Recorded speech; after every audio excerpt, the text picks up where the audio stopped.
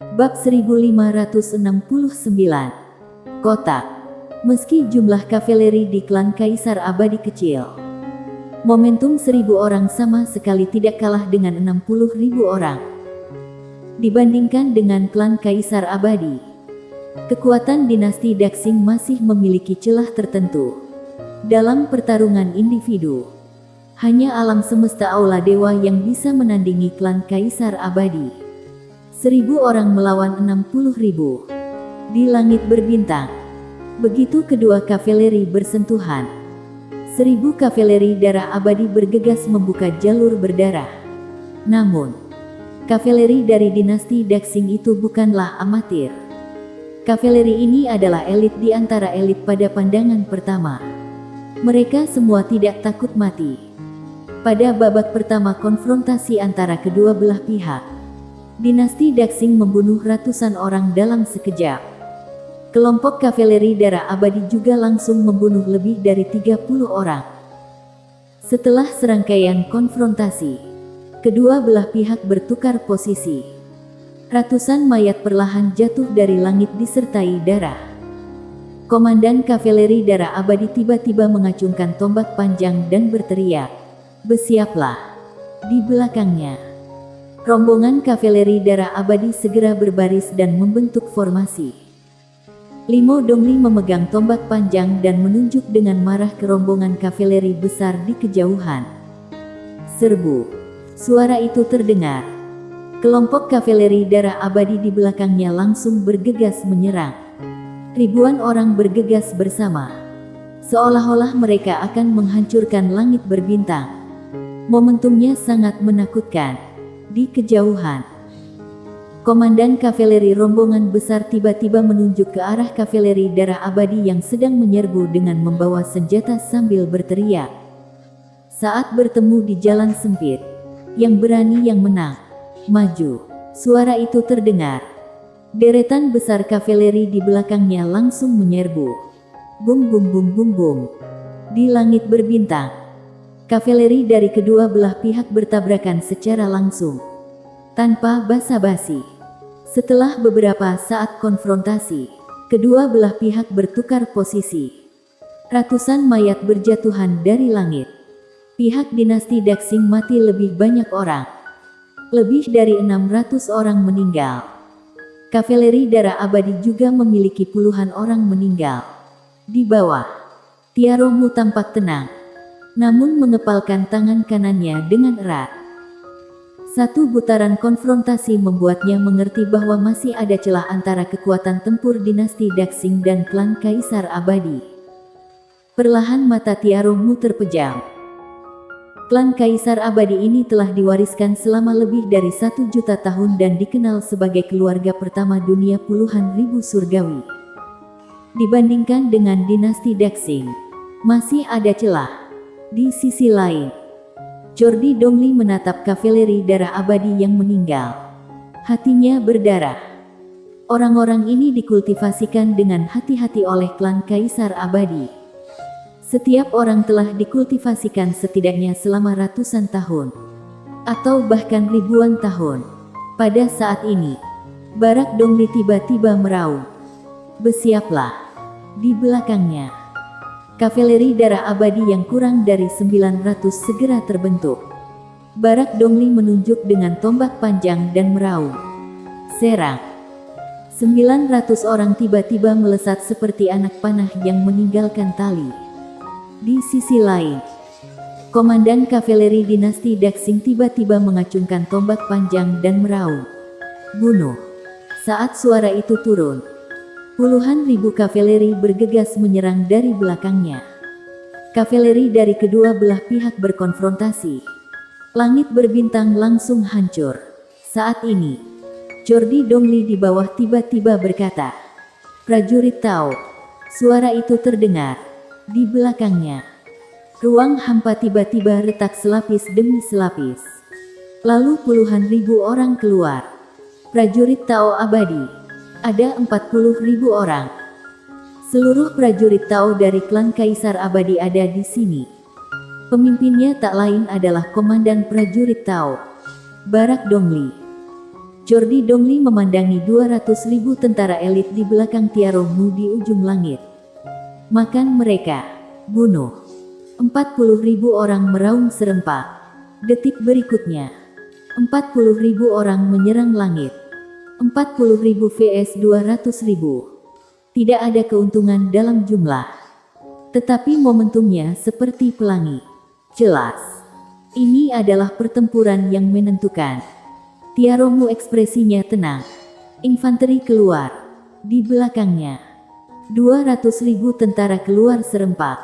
Tanpa ada kebingungan. Tiaromu tanpa ekspresi. Bunuh. 200.000 tentara langsung menyerbu. Dan pada saat ini, ruang hampa di sekitarnya tiba-tiba bergetar. Detik berikutnya, master yang tak terhitung jumlahnya keluar. Semuanya master klan abadi. Ada ratusan ribu jumlahnya. Ini semua dipindahkan oleh klan Kaisar Abadi dari alam semesta 7 dimensi dan alam semesta 8 dimensi dan 10 dunia. Elit di klan Kaisar Abadi memang tidak banyak. Tapi master biasa sangat-sangat banyak. Toh mereka menguasai 3 jenis dimensi alam semesta dan 10 dunia. Master biasa ini tidak terlalu efektif melawan alam semesta Aula Dewa. Tetapi melawan master prajurit seperti dinasti Daxing. Master ini berharga. Ratusan ribu master tiba-tiba muncul. Ekspresi Tiaromu langsung berubah. Dinasti Daxing memang lemah dalam menghadapi klan Kaisar Abadi. Sekarang kuantitasnya juga hancur. Bagaimana mereka bisa mengalahkannya? Tiaromu menoleh untuk melihat master penasehat dewa. Master penasehat dewa tiba-tiba berkata, "Tembak." Di belakangnya, puluhan master penasehat suci dan ratusan master penasehat langit tiba-tiba melafalkan mantra tanpa suara. Detik berikutnya, seluruh langit berbintang bergetar hebat. Segera, petir misterius yang tak terhitung jumlahnya muncul di langit berbintang di sekitarnya dari udara. Tidak hanya ada petir, tetapi juga bilah angin yang bergelora dan bola api yang tak terhitung jumlahnya. Hukum teknik. Puluhan master penasehat suci dan master penasehat langit merapal mantra bersama-sama. Betapa seramnya itu. Dalam sekejap saja, puluhan ribu master klan Kaisar Abadi langsung tewas. Melihat pemandangan ini, wajah Jordi Dongli di bawah langsung muram. Kekuatan master penasehat ini terlalu menakutkan. Master umum sama sekali bukan lawan mereka. Tiba-tiba Jordi Dongli berkata, "Pengawal bayangan." Begitu suaranya terdengar, ratusan bayangan tiba-tiba mengalir ke arah master penasehat suci dan master penasehat langit itu. Ini adalah pembunuh yang dikembangkan dengan hati-hati oleh klan Kaisar Abadi. Ke-19 orang yang mengikuti Mileye sebelumnya adalah elit pengawal bayangan. Namun, sebelum lebih dari 100 orang tersebut mendekati master penasehat, mereka langsung dihentikan oleh sekelompok orang berbaju hitam. Istana bayangan. Orang-orang ini juga pembunuh. Kedua belah pihak bertarung tanpa omong kosong. Kedua pihak adalah pembunuh. Ketika kedua belah pihak saling bertarung, sangat aneh. Hanya cahaya pisau yang terlihat. Tetapi tidak ada bayangan yang terlihat. Dan pada saat itu, Tiaromu itu tiba-tiba berkata, "Prajurit Tao Sekte Iyahi." Begitu suaranya terdengar, ribuan master Sekte Iyahi bergegas menyerang.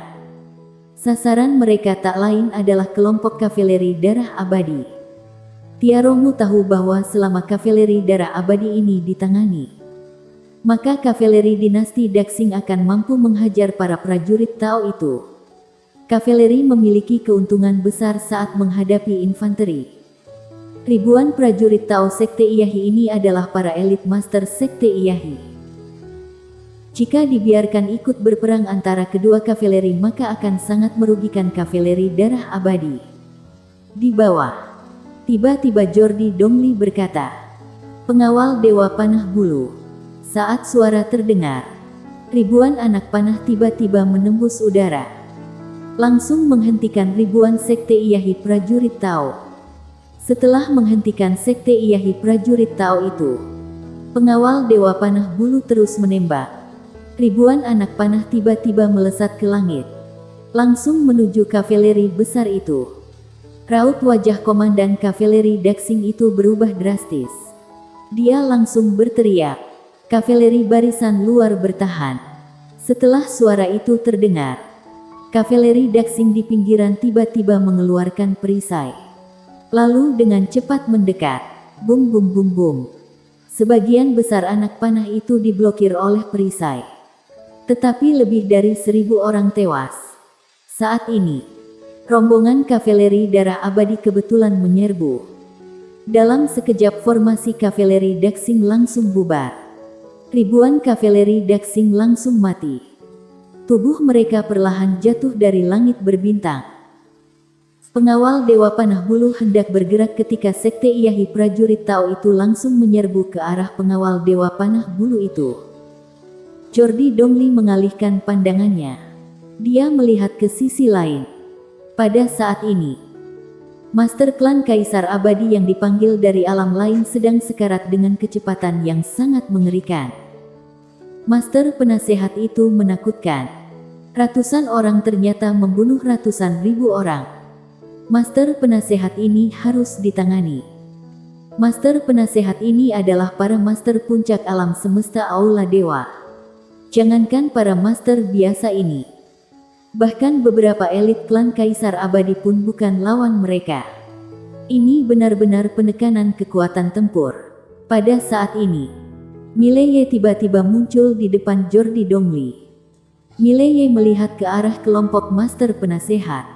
"Serahkan padaku." Dengan mengatakan itu, dia berjalan menuju langit. Melihat adegan ini, wajah Jordi Dongli berubah drastis. Dia langsung berkata, "Penjaga klan." Saat suara itu turun, lebih dari 100 orang tiba-tiba keluar dari ruang hampa di belakangnya. Orang-orang ini semuanya anak muda. Generasi muda klan abadi yang super jenius. Semuanya alam penghujung surgawi. Klan Kaisar Abadi telah membina talenta ini lebih banyak dari pasukan Kaisar Abadi yang telah tumbang sebelumnya. Karena orang-orang ini adalah masa depan klan Kaisar Abadi yang sebenarnya. Jordi Dongli menatap salah satu pemuda yang memimpin. "Kurano Dongli, mulai sekarang kalian patuhi perintah Tuan Muda." Sambil menangkupkan tangan, anak laki-laki bernama Kurano Dongli berkata, "Laksanakan." Setelah berbicara, dia mengikuti Mileye dengan 120 orang di belakangnya. Jordi Dongli tidak menghentikan Mileye, karena dia tahu kalau Mileye berani mengatakan itu, pasti ada jalan. Saat ini, mata Linen dan yang lainnya juga tertuju pada Mileye. Kali ini, tujuannya adalah Mileye. Bunuh Mileye, pendosa tubuh bencana. Saat ini, Mileye tiba-tiba membuka telapak tangannya. Sebuah kotak muncul di tangannya. Melihat kotak ini, Linen dan yang lainnya mengerutkan kening. Apa ini? Pada saat ini, sebuah suara tiba-tiba terdengar di kepala Linen. "Linen, sebaiknya hentikan orang ini." Tanpa ragu, Linen berkata langsung, "Hentikan dia." Saat suaranya terdengar, Tiaromu di samping tiba-tiba berkata, "Tentara armor emas." Sekelompok pengawal dengan baju besi emas menyerbu langsung ke arah Mileye di bawah. Ada ribuan orang. Ini adalah elit sebenarnya dari dinasti Daxing. Melihat orang-orang ini menyerang, Kurano Dongli hendak bergerak, tetapi Mileye menghentikan mereka. Dengan lambaian tangan kanannya, sekelompok monster muncul tepat di depannya. Monyet, ayam, domba, babi. Mileye memandang monyet itu. Monkey, serang. Monkey mengambil batang besi dan bergegas menyerang dan mengayunkannya. Bang! Lusinan pasukan Amor Emas langsung tersapu olehnya. Setelah dia menyerbu ke dalam kerumunan, gaya permainannya mulai berubah. Itu khusus menyerangan selangkangan orang lain. Siapa yang tahan dengan ini? Segera, Satu demi satu jeritan sengsara terus bergema dari langit berbintang. Saat Monkey menembak, Piglet juga berlari ke arah rombongan pasukan armor emas. Bang! Dengan tabrakan ini, hampir 100 master armor emas langsung dihancurkan menjadi tumpukan daging. Setelah menabrak seseorang sampai mati, dia mulai makan. Sambil makan sambil menabrak. Pada saat yang sama, ayam dan domba juga menyerbu kerumunan. Domba berkelahi dengan cara yang sama seperti babi. Ketika melihat orang, dia menyeruduk. Ruang hampa pun langsung roboh. Dia khusus menyeruduk pantat orang lain. Entah siapa yang mengajarkannya. Cara adu ayam juga agak menakutkan. Langsung mematok orang. Dia khusus mematok dahi. Sekali dipatok langsung mati. Ada suara retakan otak yang konstan di lapangan. Beberapa monster ini langsung menabrak sekelompok pasukan armor emas dan mengalahkan mereka. Semua orang di lapangan tercengang. Sekelompok makhluk apa ini? Di bawah, Mileye mengambil kesempatan untuk membuka kotak itu. Bersambung.